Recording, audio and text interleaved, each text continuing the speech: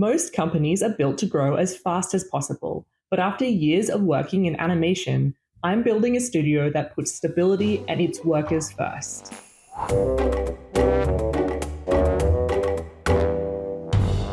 Hi, I'm Rachel. I'm a professional 2D animator, and my friends and I are building a worker-owned animation studio. And that studio is making an animated pilot called Cassie Loves Cooking. You can watch the trailer here.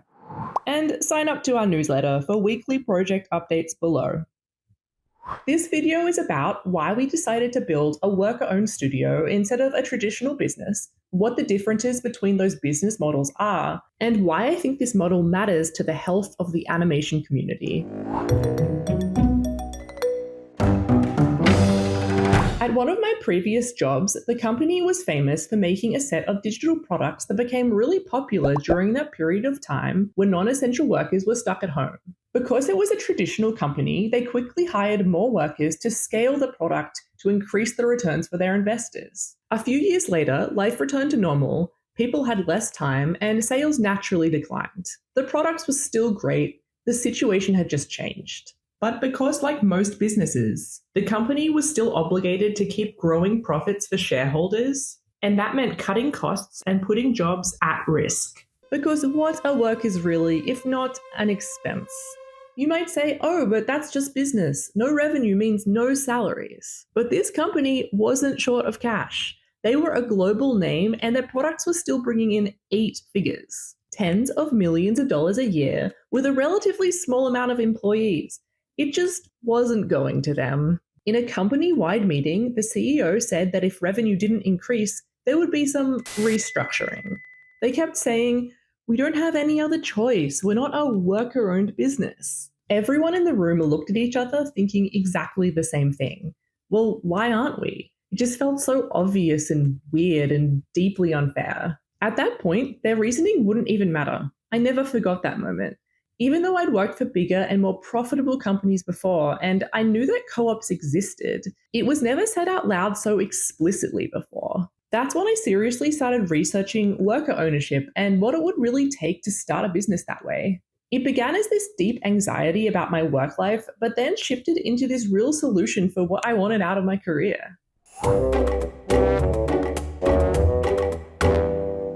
Like the company in my story, most businesses you're familiar with are investor-owned. They get started by raising money from investors who buy shares in the company with the expectations that those shares will increase in value over time. In return, the company is obligated to act in the best interest of the business by prioritizing profit for these investors. If it fails to meet investor expectations over time, the business can face serious consequences, including literally getting sued. This pressure to grow endlessly is what drives the constant value extraction cycle that you can see take over most modern businesses, which all started out pretty good. Because even after these businesses reach their peak and revenue starts to naturally plateau, the shareholders still require growth of their shares. These companies have to start cutting operational costs to compensate, meaning they get worse for their customers and worse for their workers. Platforms degrade, prices go up, ads increase, and shows get cancelled. Workers feel the squeeze through lower pay, heavier workloads, and layoffs. Animation workers are no exception. We battle shrinking budgets, constant network buyouts, outsourcing to cheaper countries with little to no labor laws, and the constant push towards generative AI. On the contrary, a worker-owned cooperative or co-op is a business that's jointly owned and governed by its workers. Ownership is achieved by working in the business rather than investing in it financially. There are no investors, so the workers themselves make business decisions in their own best interest, not to grow shareholder value, but to grow their own value. These decisions are made on a democratic one worker, one vote model, so everyone gets a say in how the business is run. This results in employees getting paid for the work they actually do, and everyone benefits from the success of the business. And the profits aren't just concentrated at the top. On average, worker co-ops maintain a 2-to-1 pay ratio, where the highest paid worker only earns 2 times the amount of the lowest, compared to the average CEO to worker pay ratio of 301. Because if there were a co-op, would Disney animators vote for their CEO to earn $41 million in salary and stock options while they were only earning 69K? No, probably not.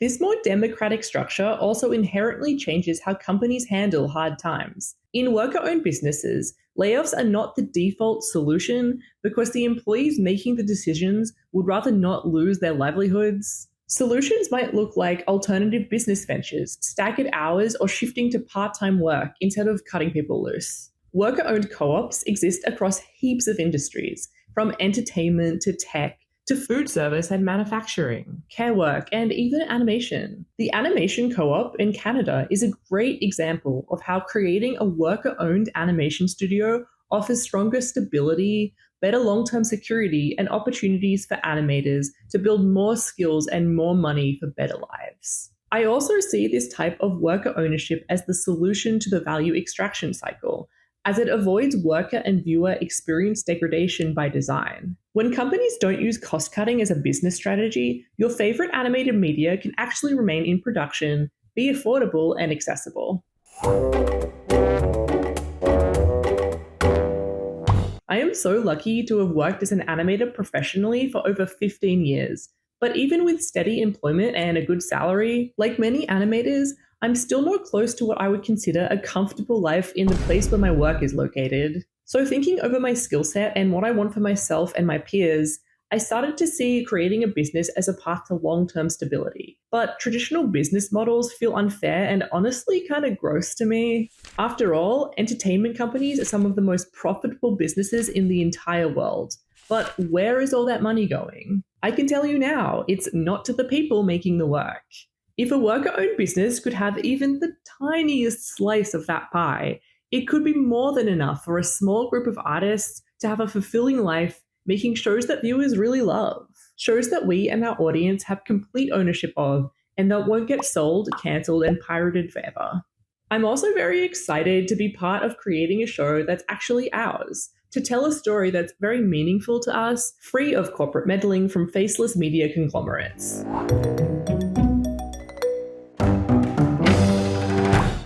There are actually a few paths to creating a worker-owned business. Company leaders could convert an existing investor-owned business into a worker-owned one, or workers can even buy the company from its shareholders if they were about to sell it or close down. And you can of course start one from scratch, which we are currently in the process of doing. I am leaving a link in the description to the resources page of the Democracy at Work Institute. It is a collection of links containing the exact legal steps you need to take for all of these paths. Please check it out if you're interested. It is an amazing resource. So we have officially created our business, and it is called Flipbird LLC. Yay! We haven't legally finished the co-op portion of the company yet, but once we have it all figured out, I'll post an easy step-by-step video on how to create a co-op for anyone to follow.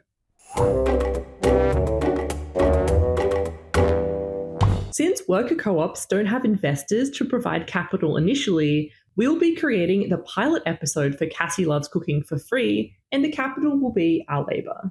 Once the pilot is finished and on YouTube, we hope to have a big enough fan base to start a crowdfunding campaign on Kickstarter to fully fund episode 2. We will then continue crowdfunding per episode while selling merch to build an ongoing revenue stream for our business. Any profit above the project budget will go straight to the workers and to creating more shows. I see this plan as a path to creating a fully fan-funded show and providing financial stability for myself and my team. So, if you're interested in supporting our worker-owned business, or you just love Cassie Loves Cooking, I'll be posting regular videos here as we make the pilot. But if you want to support the project directly and get deeper behind-the-scenes content, the best place to do that is the newsletter. It's free, keeps you updated on the funding round after the pilot, and comes with some fun extras like digital stickers and access to the Cassie Loves Cooking Discord. I'll leave a link down below.